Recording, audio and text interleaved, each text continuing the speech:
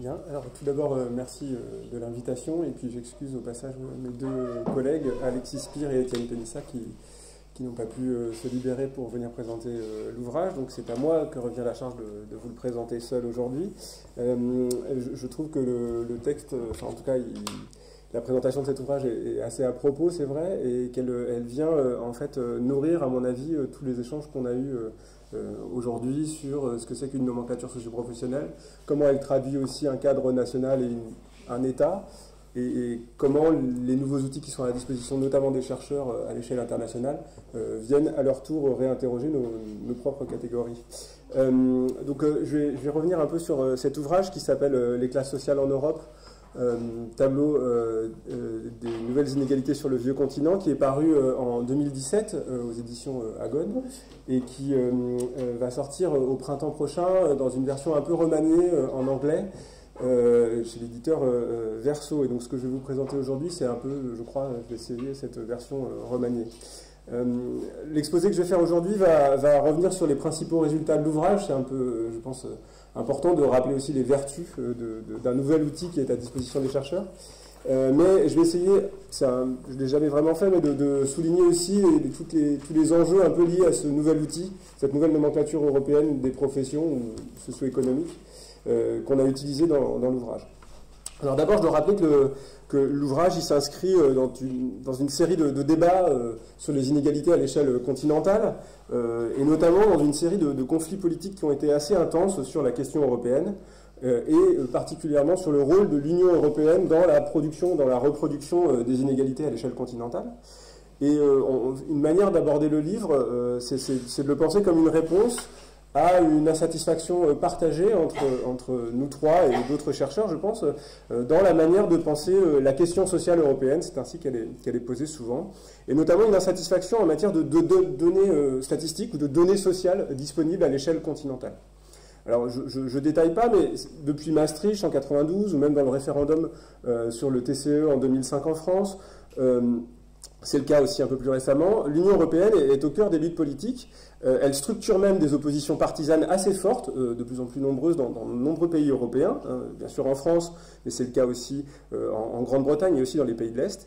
Mais on n'a pas, de notre point de vue, encore complètement les outils et les analyses pour penser un antagonisme politique qui se fait seulement au terme de catégories qui nous semblent pas forcément très importantes, enfin très pertinentes.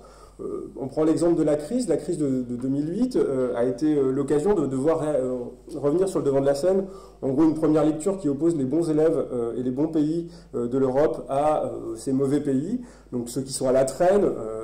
Alors il y a même un acronyme pour les qualifier, c'était les PIGS pour le Portugal, l'Italie, la Grèce et l'Espagne.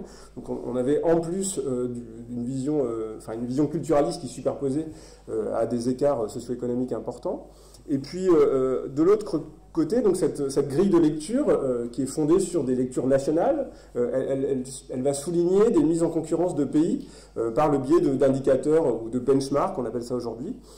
C'est une manière de mettre en concurrence bien sûr les pays et les économies, et elle rend complètement invisible tout un système d'inégalités qui sont pour nous sociologues assez familiers en France en fait. Donc ça c'est la première grille de lecture qui s'est vraiment imposée fortement à l'occasion de la crise de 2008. Cette manière de lire le monde social européen, elle se traduit par des cartes qui nous sont aussi assez familières en fait, et lorsqu'on parle des inégalités en Europe, assez systématiquement, on a en tête une carte souvent bleue avec des bleus plus ou moins foncés, et c'est parce que ce sont les cartes en fait qui sont disponibles sur les sites d'Eurostat.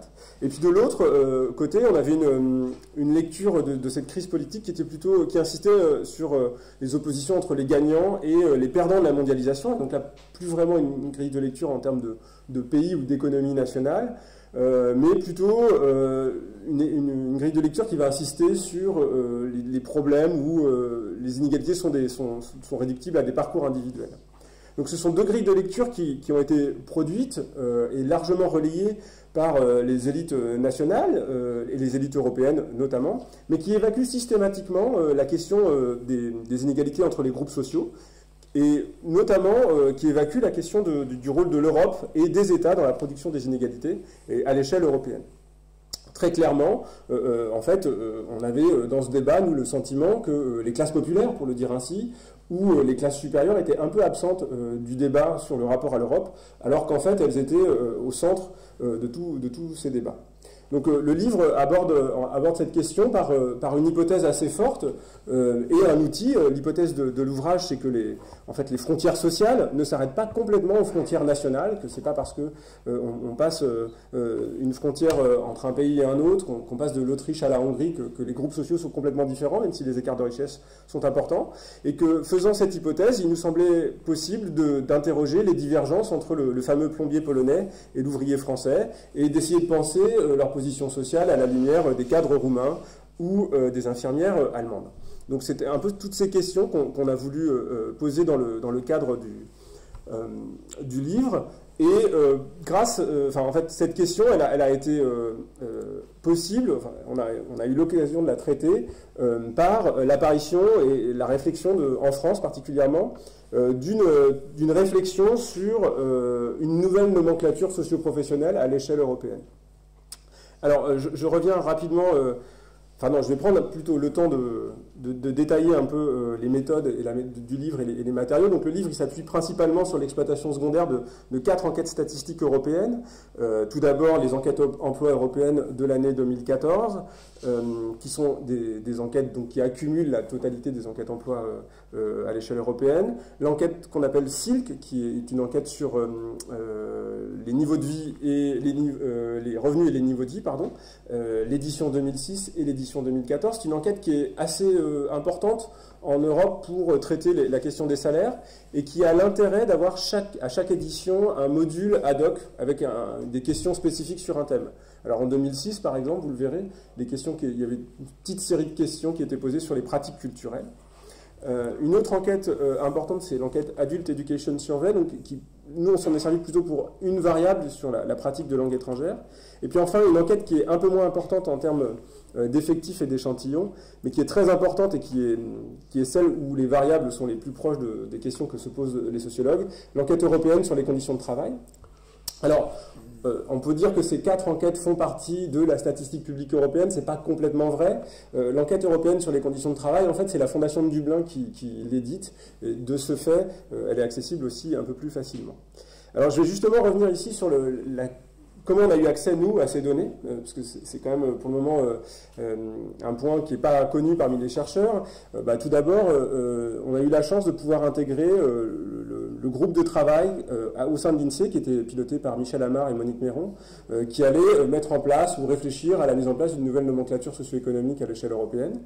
Et dans le cadre de ce groupe de travail, Alexis Spire, Étienne Pénissa et moi-même avons proposé de traiter d'abord et avant tout la question de la séparation entre emploi public et secteur privé à l'échelle européenne. Et donc dans le cadre de ce travail, on a d'abord eu accès aux enquêtes emploi européennes, c'est comme ça que ça s'est fait très pratiquement. Et puis dans un deuxième temps, en fait, on a sollicité, à l'exception de l'enquête sur les conditions de travail, mais les 3 autres enquêtes à Eurostat. Et pour avoir les enquêtes européennes, il faut passer par une procédure qui est désormais un peu fastidieuse. Pour l'avoir refaite cette année, j'en suis pas encore arrivé au bout. Donc il faut d'abord faire habiliter et agréer son laboratoire par Eurostat, ce qui nécessite la signature des instances et de toutes les tutelles. Donc ça veut dire, dans le cadre de mon laboratoire, la direction régionale du CNRS plus celle de l'université. Et ensuite, une fois que le laboratoire est agréé par Eurostat, il faut déposer dans une sorte d'outil en ligne un projet de recherche qui est relu de façon assez dynamique par des statisticiens européens et qui vous mettent chaque semaine des réponses ou des questions sur des points qui ne vont pas. Alors, la chose à ne pas faire, c'est par exemple d'essayer de se servir de ces enquêtes européennes pour avoir accès à des données nationales qui ne sont pas publiques dans les pays. Je prends un cas précis, vous voulez faire une comparaison entre un pays et un autre, et avec des collègues d'autres pays qui n'ont pas accès à leurs propres données nationales, vous essayez d'avoir les données par l'Eurostat, et tout de suite ils vous piègent, et ils reconnaissent que là vous voulez faire quelque chose qui n'est pas dans les clous, donc il ne faut surtout pas faire de la comparaison binationale, il faut avoir un cadre européen, c'est très très important, et ensuite il faut avoir aussi une politique dans le laboratoire assez stricte sur l'accès aux données. Il est possible que ce ne soit pas qu'une politique de façade, mais on ne se rend pas bien compte comment ils peuvent contrôler tout ça. Donc il y a des codes, il faut avoir aussi un nom, tout ça est nominatif, bien sûr, les accès. Et enfin, il faut s'engager à avoir une politique de gestion de ces données. Ces données doivent être détruites au terme du projet. Enfin voilà, tout un ensemble de choses qui ont fait qu'aujourd'hui, on a pu avoir ces enquêtes sur nos ordinateurs, ce qui paraît à la fois, sans doute pour moi, un peu compliqué par rapport à ce que je connais de la DISP, en fait, je le dis facilement, mais ce qui, bien sûr, quand on écoute Christian Baudelot ou Edmond Pretzeil parler, paraît complètement facile, quoi. Je mesure la chance qu'on a aujourd'hui quand même d'avoir au moins des guichets un peu publics. Bon, ceci étant dit, ces enquêtes, elles ont un intérêt qui est particulier pour nous les sociologues, c'est qu'elles ont des échantillons qui sont sans commune mesure avec tout un tas d'autres enquêtes européennes, notamment les enquêtes européennes sur les valeurs ou celles qu'on connaît qui s'appellent les European Social Survey. Donc les enquêtes européennes emploi, c'est la compilation de 27 enquêtes emploi. Donc, enfin, ça veut dire que vous avez des millions d'observations sur les emplois. Pour SILC, c'est un peu plus de 250 000 individus actifs occupés. Pour AES, c'est un peu plus de 100 000. Et pour l'enquête sur les conditions de travail en Europe, c'est 30 000 actifs occupés. Donc c'est assez riche, même s'il y a un petit décrochement entre les deux. Par contre, il y a une pauvreté des variables cibles, il y a une pauvreté relative des questions qui sont posées dans ces enquêtes. Et c'est aussi l'objet du livre que d'essayer de détourner en fait, des outils qui n'ont pas été pensés pour documenter les styles de vie, les inégalités entre classes sociales. Alors, je vais donner plusieurs exemples au cours de l'exposé, mais par exemple, quand on est français et qu'on a l'habitude de l'enquête sur les pratiques culturelles, et quand on a été formé par la sociologie de Pierre Bourdieu aux inégalités face aux formes symboliques, et on a l'habitude d'avoir des réponses sur le genre de consommation culturelle qu'on a, non pas seulement sur les fréquences, alors qu'à l'échelle européenne, les questions qui sont posées sont des questions sur le nombre de fois où vous êtes allé au cinéma, le nombre de fois où vous êtes allé voir un spectacle, le nombre de fois où vous êtes allé assister, vous avez visité un site culturel. Voilà, ce sont des questions qui sont à la fois assez frustres, en fait, qui sont des dénombrements de fréquences, et qui sont en plus pas posées toujours de la même façon dans tous les pays. Parce qu'il y a un principe à Eurostat, c'est que les questionnaires sont délégués aux instituts statistiques nationaux, et qu'ils ont une relative liberté pour poser les questions. Ce qui fait par exemple qu'en matière de pratiques culturelles, pour l'édition 2006, qu'on a traité nous vraiment de façon assez intensive, à la fois dans un article et dans le livre, l'Autriche et la Finlande ont ajouté à cette question sur les spectacles, des questions sur le genre du spectacle qu'ils allaient voir. Et ce qui fait qu'augmenter un peu naturellement le taux de répondants aux pratiques de gens qui vont voir un spectacle. Donc vous avez des espèces de petits décrochés comme ça, qui montrent que la statistique publique européenne n'est pas encore complètement harmonisée, qu'elle est en cours d'harmonisation, mais qu'elle ne l'est pas complètement. Pour autant, même si les outils ne sont pas complètement ajustés au cadre théorique que je vais développer ensuite et à nos hypothèses, il me semble que c'est important aujourd'hui d'essayer d'une part les utiliser, je vais essayer de montrer pourquoi, et puis même je pense d'avoir des institutions qui pèsent dans la statistique européenne pour poser des questions qui nous intéressent. Alors, l'intérêt de ces enquêtes, c'est qu'elles peuvent permettre aujourd'hui l'implémentation de cette nomenclature ESSEG, donc pour European Socio-Economic Groups, qui est juste une combinaison de la profession codée dans la nomenclature internationale du Bureau international du travail, dite ISCO 2008, et le statut d'emploi, c'est-à-dire le fait d'être salarié ou à son compte. ESSEG, ça n'est que ça. La raison pour laquelle cette nomenclature a été construite ainsi, c'est parce que Eurostat a très tôt imposé au groupe de travail une contrainte forte qui était, vous avez le droit de créer une nouvelle nomenclature socio-européenne, vous avez le droit de réfléchir à tout ça, mais par contre vous devez le faire depuis ce qu'on appelle les core variables, c'est-à-dire les variables qui sont systématiquement posées dans toutes les enquêtes européennes. Et parmi les core variables, il n'y en a pas beaucoup, il y avait cette profession et le statut. Donc ça donne une nomenclature qui est pas très intuitive pour les Français qui ont l'habitude de la PCS, qui est assez rudimentaire, donc qui est composée de 7 groupes et 30 sous-groupes à son niveau le plus détaillé, on ne peut pas aller beaucoup plus bas. Et nous, notre livre s'est concentré sur les actifs occupés entre 25 et 65 ans pour une simple et bonne raison, c'est que les personnes qui sont soit inactives, donc les retraités, soit les actifs inoccupés, donc les chômeurs, on a un taux de renseignement de la dernière profession qui est très très faible, et qui est d'ailleurs de pire en pire. Enfin, c'était mieux dans l'enquête emploi 2011 que dans l'enquête emploi 2014. Alors, il y a un seul tableau qui a été publié par Monique Méron et Michel Amar qui croise la nomenclature française à cette nomenclature européenne. Donc voilà, alors c'est pour vous montrer qu'elle n'est pas du tout intuitive pour des Français au départ. Pourquoi? Parce que ISCO, c'est une nomenclature qui s'appuie plutôt sur le geste professionnel. Je dis bien plutôt parce que on verra que ce n'est pas vrai dans tous les pays, mais alors que la nomenclature française, elle s'appuie sur la profession. C'est-à-dire qu'elle ne va pas seulement intégrer le geste professionnel, mais elle va intégrer des éléments liés à l'environnement du travail, le cadre institutionnel, le fait d'être travaillé en tant que fonctionnaire ou pas, enfin voilà, tout un ensemble ou des secteurs d'activité, l'artisanat ou l'industrie. Ce que ne fait pas forcément cette nomenclature internationale. Alors, le piège vraiment pour des Français, c'est de comprendre qu'il y a une distinction qui est vraiment pas du tout intuitive pour nous, c'est la distinction entre les cadres dirigeants et les cadres experts, voilà, dans cette nouvelle nomenclature, qui sépare en fait le groupe des cadres en deux sous-groupes, hein, 2 tiers, 1 tiers, vous voyez. Et puis c'est pareil pour les employés et les ouvriers qui se retrouvent éclatés en fait en 3 groupes, entre le groupe des employés qualifiés, le groupe des ouvriers qualifiés, et puis toutes ces professions dites peu qualifiées. Bon, je passe rapidement, mais voilà un peu l'outil de base qui a alimenté ce livre, qui a été complété par une série de lectures sur chaque pays. Ce que nous, on a fait, c'est qu'on a essayé de compiler toute une série d'indicateurs dans ces différentes enquêtes, dans un seul tableau de bord, en fait. On a essayé de faire ça de façon relativement artisanale, et donc je ne vais pas survendre ici la richesse méthodologique ou la grande rigueur méthodologique de l'ouvrage, parce qu'il y a une vraie dimension artisanale qui est liée, je pense, à ce début d'harmonisation européenne des données. Donc dans un tableau de bord, où les individus statistiques, c'était ces catégories sociales, on a collé des colonnes en pourcentage sur toute une série d'indicateurs qui nous semblaient, nous, importants pour penser l'espace social européen. Vous reconnaîtrez un petit peu l'inspiration bourdieusienne de ce travail.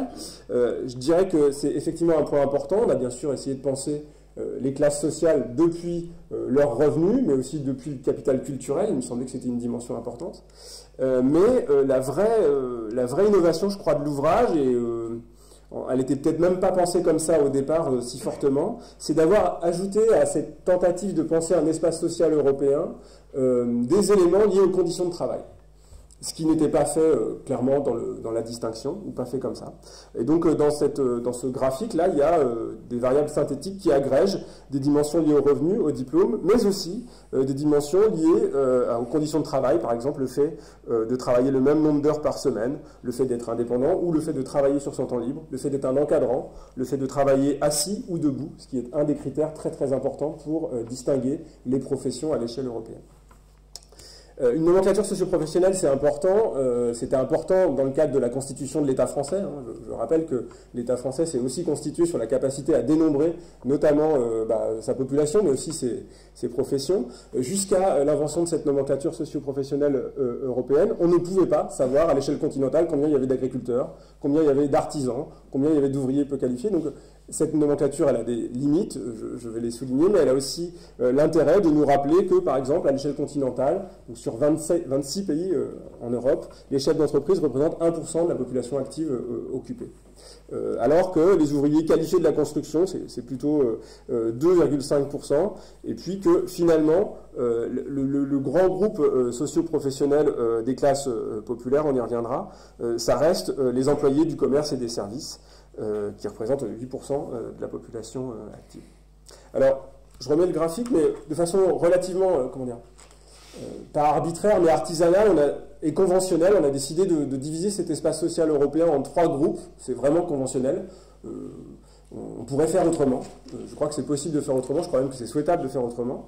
On a divisé en gros, un peu par convention, des classes populaires, plutôt en bas, l'ellipse du bas, qui est l'ellipse la plus stable. Donc là, c'est fait à la main, ces ellipses-là, mais quand on les fait par logiciel, par classification, en fait, c'est l'ellipse qui reste toujours. En revanche, on a beaucoup plus de variations quand on essaye de distinguer des classes moyennes et des classes supérieures à l'échelle européenne. Et nous, on a fait le choix le plus important, qui a été fait de façon un peu contre-intuitive ou contre-statistique, c'était de mettre les chefs d'entreprise à l'échelle européenne dans le groupe des classes supérieures. C'est un point dont on pourra discuter. Et de laisser, par exemple, les enseignants de l'ensemble du continent dans les classes moyennes. Alors que, vraiment, ça pourrait se discuter. Alors voilà, à l'échelle européenne, juste on peut rappeler que si on admet cette convention, notre partition en 3 grands groupes sociaux ou 3 grandes classes sociales, les classes supérieures représentent 19% des actifs occupés, les classes moyennes 38% et les classes populaires 43%. C'est pas inutile de le rappeler. Je vais prendre le dernier quart d'heure pour souligner des résultats qui nous semblent importants. D'une part, à l'échelle européenne, il y a des points communs à l'intérieur de ces grands groupes sociaux, de ces classes sociales. Donc à l'échelle des 26 pays européens, je dis 26 et pas 27 parce que Malte refuse de coder ISCO au-delà de la première catégorie. Et comme nous, on a pris comme unité la catégorie la plus fine de la nomenclature, l'équivalent des catégories sociales, des 30 groupes, on ne pouvait pas coder finement les Maltais. Donc on a évacué Malte quasiment systématiquement et d'autres pays. Alors, en tout cas, à l'échelle européenne, les femmes de ménage, c'est un point important, représentent 16% des classes populaires. C'est un corps professionnel, un groupe professionnel, un ensemble de professions très important. Et non, pardon, la part des étrangers non européens est de 16% parmi les femmes de ménage. Ça, c'est un point commun très très fort. J'étais sur l'autre tableau, je suis désolé. Et en fait, on voit que les nationalités ne se distribuent pas, les nationalités extra-européennes ne se distribuent pas au hasard dans l'espace des professions européennes. C'est un point qui mérite toujours d'être souligné parce que, en fait, le discours sur l'ouverture culturelle, il est toujours tenu par ceux qui sont le moins exposés, en fait. Dans les classes supérieures, je rappelle, à l'échelle européenne, les étrangers non européens, ils ne sont que 2%. Donc, en fait, les classes populaires, partout en Europe, sont la première destination, le premier réceptacle des migrants. C'est un point qu'il faut dire. Ça touche aussi principalement, et là c'était assez visible, les emplois féminins, donc les aides-soignantes, les gardes d'enfants et les femmes de ménage. Je fais une petite incise, mais nous, on a décidé de féminiser les noms de professions où les femmes étaient majoritaires, c'est-à-dire au-delà de 50,1%, les noms sont féminisés. Ça a des avantages, mais enfin, c'est soumis à discussion. Un autre point commun dans les classes populaires européennes, c'est l'exposition au chômage. Alors là aussi, c'est un calcul qui est relativement artisanal. Il a été fait par Michel Amar et Monique Méron, et on a tenté de le reproduire. Mais dans la mesure où la profession des chômeurs, enfin la dernière profession occupée par les chômeurs est très mal renseignée et très variable selon les pays, eh bien, il est très difficile de calculer un taux de chômage par groupe sociaux à l'échelle européenne. Ce qui fait que ici, vous voyez en dessous, vous avez union des 27 pays, sauf la France, l'Irlande, les Pays-Bas, la Roumanie, la Slovénie, pour lesquels le taux de non-renseignement du groupe ESSEC pour les chômeurs est supérieur à 30%. Donc on a exclu de l'analyse. Néanmoins, malgré tout, malgré ces limites de ces statistiques européennes, il faut rappeler que ce sont les moins qualifiés qui sont, en 2011, c'est-à-dire 3 ans après la crise, les plus exposés au chômage et à la précarité, puisque ce sont 14% d'entre eux qui se déclarent au chômage au moment où on les enquête. Alors, je disais, un point qu'on a un peu découvert, enfin, on était convaincu que les conditions de travail, la pénibilité physique au travail était un point important pour penser les grandes conditions sociales des Européens. On ne pensait pas, malgré tout, je pense pas trahir l'esprit de mes collègues, on ne pensait pas que ça serait aussi visible, aussi fort, en fait, que ces conditions de travail étaient à ce point partagées, notamment dans les classes populaires. Alors, donc là, on s'appuie sur l'enquête sur les conditions de travail, et en fait, que l'on regarde la question des mouvements répétitifs des bras ou des mains, donc la question elle est posée aux enquêtés, ou celle des positions douloureuses ou fatigantes, le fait de porter ou de déplacer des charges lourdes, le fait d'être exposé à un bruit fort, ou le fait de travailler debout, on a des écarts entre grandes classes sociales à l'échelle continentale qui sont très importants. Je rappelle, juste pour les classes populaires, travailler, c'est d'abord et avant tout travailler debout pour les 2 tiers d'entre eux, et ce, dans la plupart des pays européens. Ça ne surprendra personne que les classes supérieures ne soient que finalement 16% à déclarer travailler debout. Alors c'est aussi un effet de définition et de convention de là où on a fait passer les frontières sociales, mais pas que. On retrouve aussi dans les classes populaires des conditions de travail très pénibles, donc l'exposition à des mouvements répétitifs des bras et des mains ou des positions douloureuses et fatigantes. Et il y a des indicateurs en plus qui sont encore, où les femmes des milieux populaires sont encore plus exposées. Alors, ce qui est particulièrement vrai, c'est cette opposition entre debout et assis. Chez les femmes, elle est encore plus forte en fait. Les femmes des classes populaires travaillent debout et les femmes des classes supérieures travaillent assises. Donc ça, c'est un vrai point commun. Donc ça, c'est en bas de l'espace social européen, en bas de la pyramide sociale européenne, telle qu'elle se donne à voir depuis cette nouvelle nomenclature.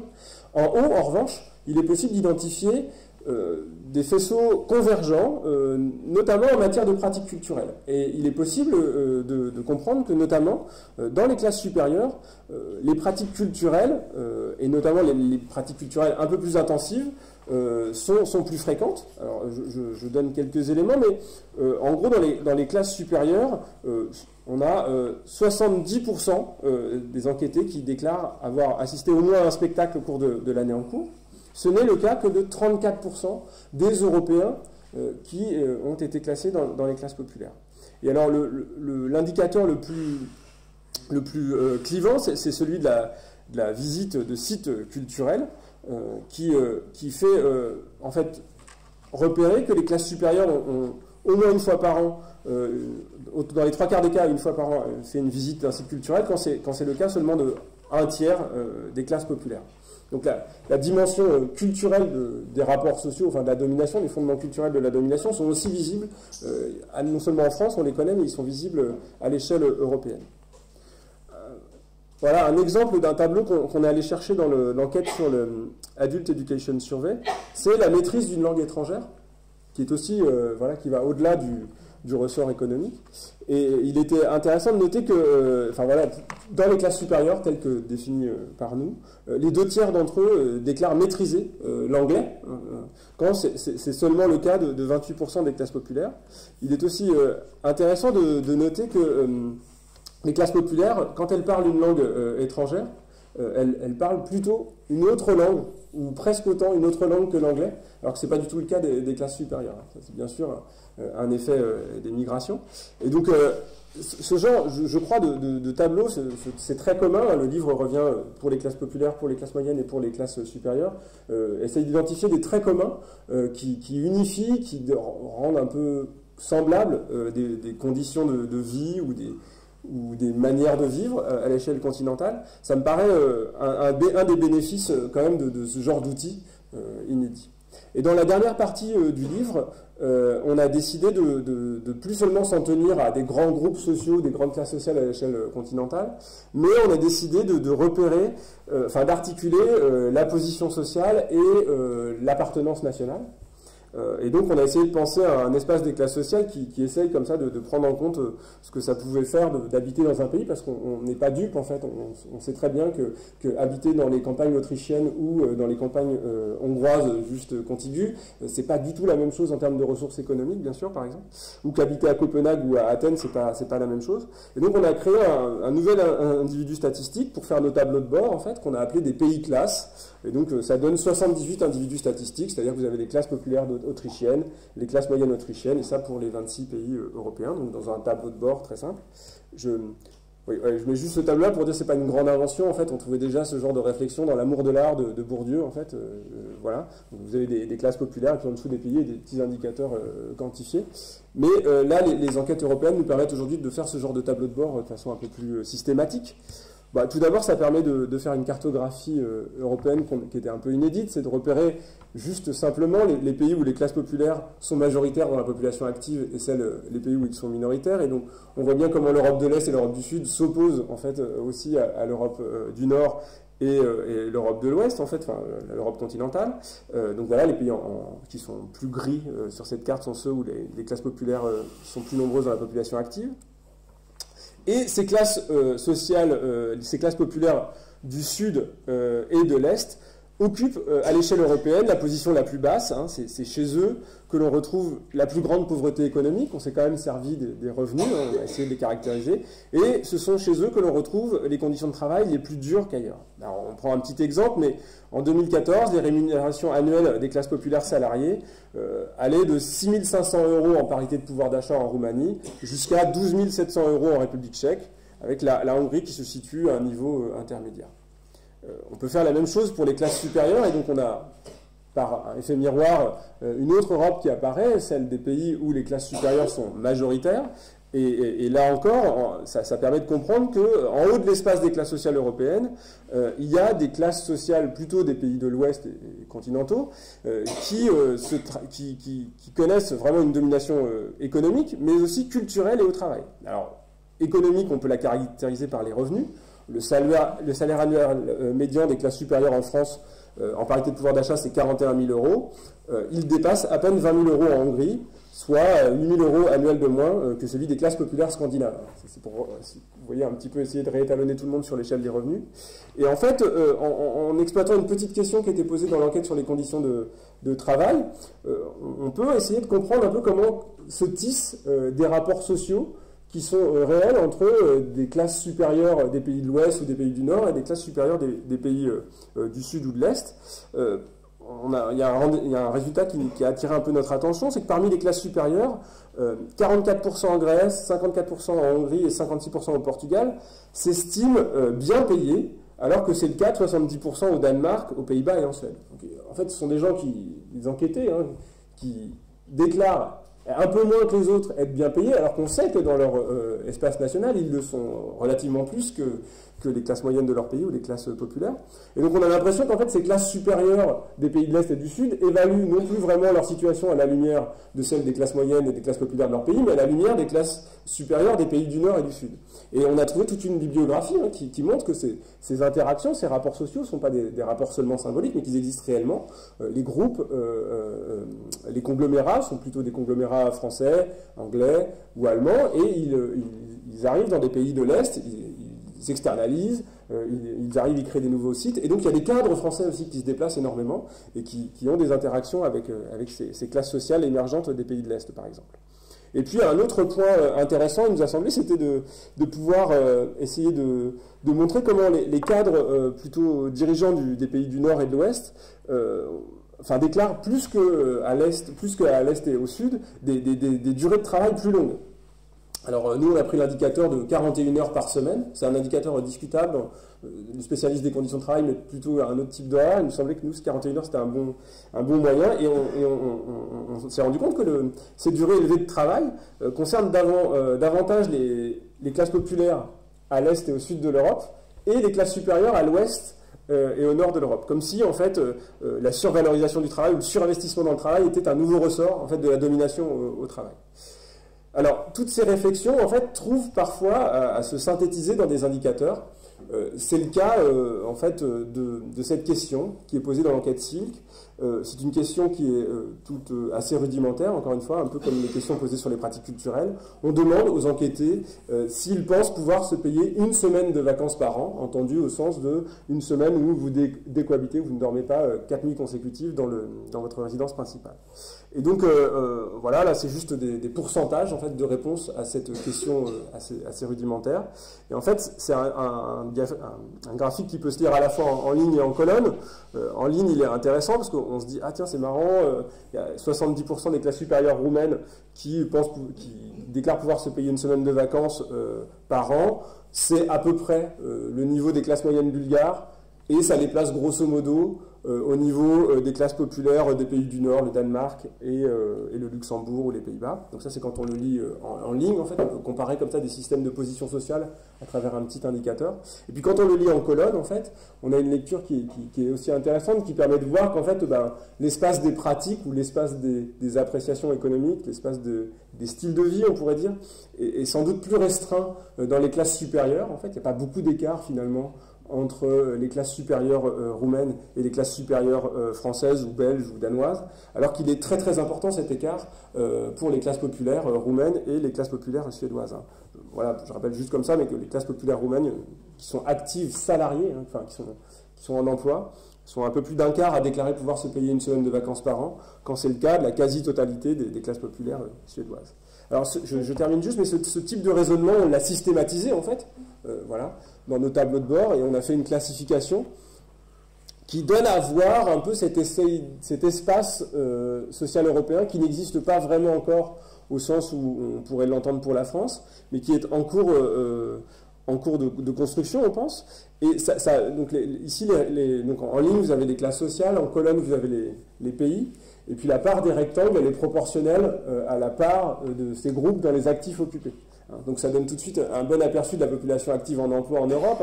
Les gros rectangles, ce sont les rectangles de l'Allemagne, de la France, du Royaume-Uni, pardon, de l'Espagne et de la Pologne.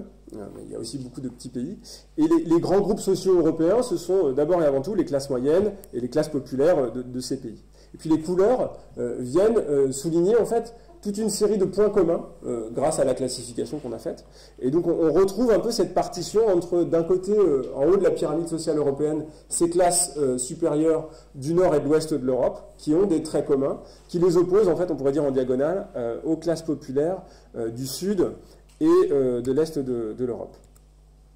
Je passe un petit peu, mais pour conclure et souligner les limites de ce travail et ce qu'on pourrait trouver à poursuivre ou à compléter. D'une part, il y avait le projet quand même au départ de ce projet de recherche d'essayer de caractériser les effets de la crise. Et c'est un point qui s'est avéré impossible à faire en l'état. Notamment pour des raisons techniques en fait. Il se trouve que la nomenclature internationale des professions, ISCO, a été rénovée en 2008 et donc elle a été progressivement implémentée dans les enquêtes européennes à partir de 2009, 2010 et 2011. Et ce qui fait qu'il y a une rupture de série très importante puisque l'ancienne version de la nomenclature ISCO, c'était la version ISCO 88, donc qui est remontée à la fin des années 80. Et cette rupture de série, elle est très très dure à surmonter dans le cadre des enquêtes européennes, déjà en France, hein, même s'il existe une table de passage, comme on dit pour les statisticiens, entre ces deux états de la nomenclature, c'est quand même assez dur de comprendre ce qui s'est passé à l'échelle européenne. Donc on n'a pas pu donner à ce livre une sorte de petite profondeur historique sur les effets sociaux de la crise. Il nous semble aussi que le livre il met en lumière l'importance d'une nomenclature socio-professionnelle à l'échelle européenne, ne serait-ce que pour dénombrer les professions, comprendre leurs points communs et leur système d'opposition, mais que bien sûr ces enquêtes elles sont encore incomplètes, notamment vraiment quand on a l'habitude de l'appareil statistique français, vraiment on est déçu, on est un peu frustré de la qualité des indicateurs retenus, hein, quand vous avez l'habitude qu'on vous demande si vous allez voir du théâtre d'avant-garde et qu'en fait vous vous retrouvez à traiter une question sur ça fait combien de fois vous êtes allé voir un film au cinéma cette année, ça il y a un petit côté décevant bien sûr, et donc je pense qu'il y a une mobilisation à faire, ce serait une mobilisation comment dire, disciplinaire au sens des sciences sociales, quoi, pour porter collectivement dans ces institutions des questions qui fassent un peu sens, enfin plus précisément pour nous, parce qu'il faut bien reconnaître que ces questions sont surtout pas posées par des sociologues. Le point aveugle quand même de l'ouvrage, c'est de venir quand même un petit peu discuter notamment les inégalités à l'échelle continentale et on ne le fait pas sur le patrimoine. Alors pourquoi on ne le fait pas sur le patrimoine? Parce que le patrimoine n'est pas très bien renseigné dans les enquêtes européennes. Il existe une enquête européenne faite par la BCE où le patrimoine est renseigné. Cette enquête européenne, pour avoir discuté avec les économistes un peu spécialistes de ça, présente des limites. En fait, quand on somme la totalité, le volume total des patrimoines déclarés dans cette enquête européenne, en fait, il est sous-estimé de 30% par rapport au patrimoine évalué dans les comptabilités nationales des États. Donc en fait, on sait, hein, le patrimoine c'est très dur à estimer, c'est dur à déclarer, mais voilà, il y a encore des poids compliqués, enfin c'est difficile de le traiter, alors que nous on aurait voulu le faire. On doit aussi souligner qu'on a très très peu traité, et il est très difficile de le faire, les variables d'origine, notamment les questions des discriminations. Et donc, il nous semble que si cet outil, cette nomenclature permet de replacer un peu la question des inégalités sociales, des groupes sociaux à l'échelle européenne et aussi dans le débat politique, elle achoppe encore aujourd'hui à venir vraiment interroger les économistes qui réussissent un peu plus que nous à décrire les inégalités à travers les revenus, en faisant des systèmes d'opposition entre les très hauts revenus et les autres. Et donc que c'est en continuant à travailler peut-être sur ces outils qui sont au départ pas faits pour ça, qu'on peut peut-être espérer ouvrir le débat avec eux. Voilà, je vous remercie.